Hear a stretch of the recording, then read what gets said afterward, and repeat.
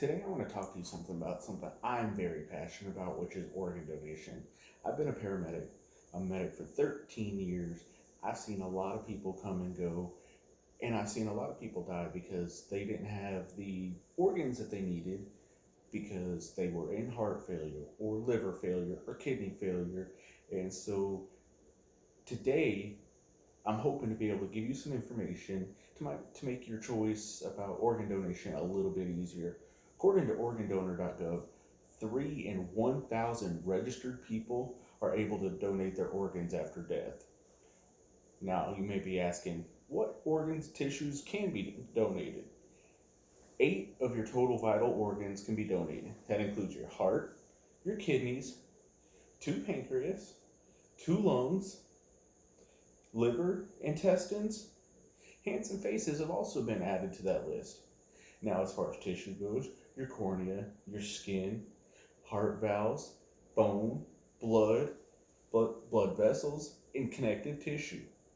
Those are all things that your body has, and when you die, you can pass on to somebody who could really use them.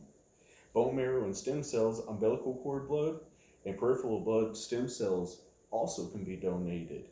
So that helps neonates, that helps cancer patients, like my brother who suffered from leukemia, who my entire family got tested, and 2 of us were a match to donate to him. So not only do you help people who are knocking on death's doors per se, but you also help those who could have a much better life because of it. Now, you might think you're not eligible to become a donor, maybe because of an illness you've had, your age, but there are only a few health conditions that will actually prohibit you from being a donor, such as an active cancer, some kind of infection in your bloodstream, or HIV. Now, I want to share a personal story with you about my wife. My wife was born in England in 1987 during the mad cow period. Such as she was born there, and they don't know enough about it, now she is not allowed to donate blood. Some websites, some doctors have said maybe she can donate organs, tissues, but they're not entirely sure. So pretty much she's been ruled out. Now, if you feel like donating, there are some matching factors that we have to consider, such as blood type, body size, medical condition of the recipient, how good of condition are they? Are they just waiting on a new heart? Have they had different devices put in to help extend their life? The distance between the donor and the recipient's hospitals, that plays a big part. If you die in a hospital that's 300 miles away, maybe they can get it there via ambulance, most likely helicopter or airplane, and the time the recipient has been sitting on the waiting list. Some recipients sit on the waiting list for years and they never get the organs that they need. The matching process makes it so that the recipient's body is able to accept a new organ. Organ rejection is a very real thing, and it can cause serious problems for the recipient later on down the road. However, it does number the patients that the people can receive an organ from. If there is more registered donors, there's a higher chance that these recipients may be able to get the organs that they need. Now, you can become a living donor. Stormont Vail Health says that you'll need to undergo a complete medical evaluation before becoming a living donor. A living donor should be in good health between the ages of 18 and 60. They should also not have or had in the past any diabetes, cancer, high blood pressure, kidney disease, heart disease. So these are all disqualifying factors of becoming a living donor. In 2018, there were 10,722 deceased donors, and there were 6,831 living donors. Most of your common organ transplants is the kidney. Over 1 million tissue transplants happen annually. Think about that for a minute. Over 1 million transplants. Now, the study looked at almost 4,000 people who donate 1 or 2 of their kidneys. since 1963. Their long-term survival rates was similar to non-donors, and they did not have an increased risk of kidney failure. So right now, I think we're looking at a win-win situation here for everybody. An online survey conducted by Donate Life of 5,100 people tried to pinpoint why more people don't sign up to be organ donors. Now, what that study found was 23% of people fear they're not healthy enough to donate their organs or they're too old. 50% of respondents were concerned that doctors will not try.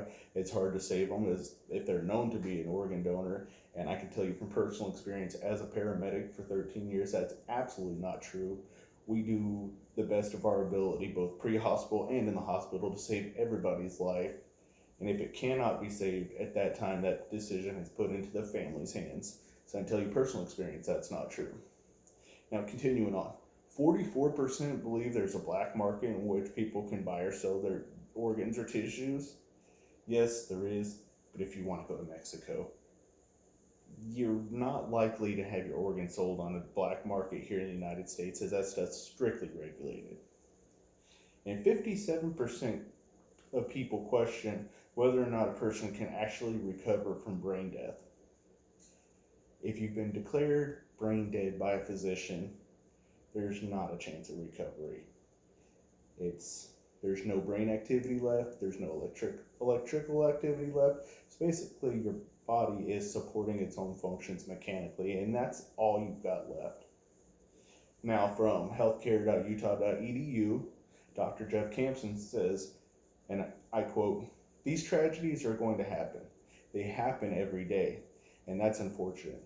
There's nothing we can do about that, but if donation is able to help with closure of the tragedy, help do good from that, I think it's very important. And I think that people realize that after donation, even though they've lost somebody, they've helped other people, and it helps people move on.